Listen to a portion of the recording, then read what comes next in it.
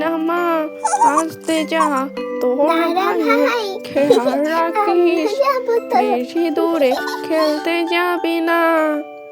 সেই গ্রামের পাশে ছিল একটি ছোট্ট ফুলনগর গ্রাম। সেখানেই বসবাস করত রবি ও তার দুই পোষ্যকে নিয়ে।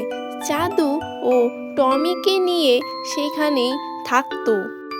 রবি শহরে যেত চাঁদুকে নিয়ে বেচা কেনা করার জন্য, আবার সময় করে বাড়িতে ফিরে আসতো। চাঁদু কাজ করে বড্ড ক্লান্ত হয়ে পড়তো। অন্যদিকে টমি বাড়ির পাহারা দিত। মালিক তো এখনো আসছে না, একটু দেখি আশেপাশে ঘুরে আসি। টমি বাড়ি থেকে একটু দূরে যেতেই বাড়িতে একটি ঘটনা ঘটে যায়। পথ দিয়ে একটি চোর আশেপাশে ঘুরে ঘুরে দেখছিল কাদের বাড়িতে কি আছে। তখন রবিদের বাড়ির সামনে দাঁড়িয়ে ভাবছিল, ও বাবা, গাছে যে কলা ঝুলছে, এই কলা বিক্রি করে খাবো। আশেপাশে দেখে নে, কেউ তো নেই। এই সুযোগে কলা বাগান থেকে কলাটা চোর করে নিয়ে যাই। তাড়াতাড়ি করে কলা গাছের পাশে গেল চোরটি। বাবা, কলাগুলি তো ভালো পেকেছে। এগুলো যদি হাটে নিয়ে যেয়ে বিক্রি করি অনেক টাকা পাবো। হাটে যাবো, বেচবো কলা, আনবো একটা সোনার মালা। ওরে বাবা, পালাই আমি। চোরকে তাড়া করলো টমি। চোর টমিকে দেখে ছুটে পালিয়ে গেল। বসে বসে টমি তখন তার মালিকের আসার অপেক্ষা করছিল। ও চাঁদুকে দেখে টমি খুব খুশি হলো। রবি তখন টমির কাছে গিয়ে টমিকে আদর করে দিল।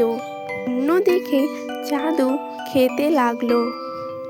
চাঁদু মনে মনে ভাবছিল, আমি সারাদিন কাজ করি, কিন্তু আদরের বেলা টমি আমাকে মালিক একদম ভালোবাসে না। আমাকে দিয়ে মালিক কাজ করিয়ে নেয়, আর টমিকে বাড়িতে আসলে আদর। টমি তো বাড়িতে কোনো কাজই করে না, শুধু বসে থাকে। টমিকে দেখে চাঁদুর বড় হিংসে হতো। টমি, তুই তো কাজ না করে বসে বসে খাওয়ার, থাকার জায়গা, আর মালিক তো তোকে আদরও করে। তুই তো বড্ড চতুর চালাক। তোর মতো ফাঁকিবাজ চাঁদু, তুই কিন্তু আমাকে ভুল বুঝছিস। আমি তো বাড়িতে থেকে বাড়ির পাহারা দেই, কেউ যেন কোনো কিছু চুরি করতে না পারে। কি হয়েছে চাঁদু, তোর কি আজ শরীর খারাপ? ঠিক আছে, আমি আজ একাই কাজে যাচ্ছি, তুই একটু আরাম কর। টমি, ও টমি, কোথায় রে তুই? একটু এদিকে আয়। টমি, আজকে কিন্তু চাঁদু কাজে যেতে পারবে না, তুই কি আমার সঙ্গে যাবি? চাঁদু মনে মনে হাসছিল যে তাকে আজকে কাজে যেতে হয়নি, সে বাড়িতেই বসে থাকবে। ভালো হয়েছে, আজকে টমিকে কাজে নিয়ে গেছে মালিক। সেদিন ওই বাড়ির কুকুরটার জন্য আমি কলা চোর করতে পারিনি। আজকে একটু চেষ্টা করে দেখবো। রমেশ চোর আবার সেই রবিদের বাড়িতে চোর করার জন্য রওনা দিল। কলা চোর করতে এসে দেখে রমেশ চোর একটি গাধা ঘাস খাচ্ছিল। এ ঠিক করে গাধাটাকে চুরি করবে। এলাম কলা চুরি করতে, পেলাম একটা মস্ত বড় গাধা। একে বাড়িতে নিয়ে যেয়ে কাজ করিয়ে নিব। লোকটির তো সুবিধার মনে হচ্ছে না। লোকটি এখানে কি করছে? রমেশ চোর গাধাটির পাশে গেল। একটি গাছের ডাল ভেঙে গাধাটিকে লোভ দেখিয়ে তার বাড়িতে নিয়ে যাচ্ছিল। রবি ও টমি বাড়িতে এসে দেখে চাঁদু বাড়িতে নেই। টমি, চাঁদুকে তো অনেক খুঁজলাম, কিন্তু চাঁদুকে তো পাওয়া গেল না। এখন আমরা করব কি? চাঁদু, কোথায় গেলি রে তুই? তুই তো বাড়িতেই ছিলি। চাঁদু। তোকে চোর করে আনাটাই আমার ভুল হয়ে গেছে। তুই তো কোনো কাজেরই না। টমিকে শুধুই আমি ভুল বুঝছিলাম।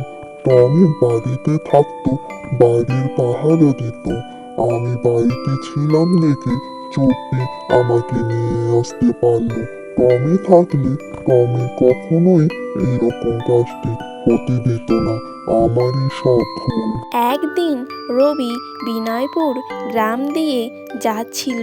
হঠাৎ দেখতে পেল যে তার চাঁদুর মতো একটি গাধা। দেখে সে থমকে দাঁড়িয়ে যায়।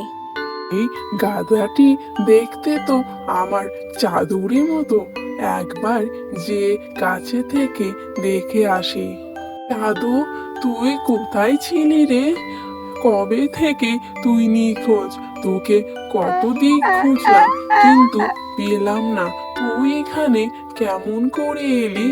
ঠিক আছে, এখন বাড়িতে চল, পরে কথা হবে। রবি চাঁদুকে নিয়ে বাড়ি রওনা দিল। সে মনে মনে ভেবেছিল যে চাঁদুকে চুরি করেছে তাকে কঠোর শাস্তি দিবে।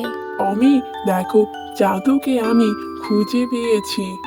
যে জাদুকে চুরি করেছে তার আমি শাস্তির ব্যবস্থা করছি। তুমি জাদুর সঙ্গে থাকো।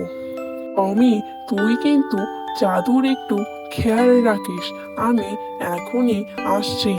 রবি চাঁদুকে ও টমিকে রেখে সে বাইরে কাজে চলে যায়। টমি, আমি তোকে ভুল বুঝেছিলাম রে। তুই সত্যি বাড়িতে থেকে বাড়ির পাহারা দিতে, তুই বাড়ির অনেক কাজ করতে, আর আমি ছিলাম দেখে আমাকে চোর নিয়ে গেল। তুই আমাকে ক্ষমা করে দিস টমি, আর আমি কখনোই এই ভুল করব না। যার যেটা কাজ সে সেটাই করবে। চাঁদু, তুই যে নিজের ভুলটা বুঝতে পেরেছিস তাতেই আমি খুশি। তুই একদম টেনশন করিস না। আমি তোকে কোনোদিনও খারাপ ভাবিনি রে। তুই শুধু নিজের ভুলটা বুঝতে পেরেছিস, তাতেই হয়েছে। থেকে আমরা দুজনে খুবই ভালো বন্ধু। তুই আর আমি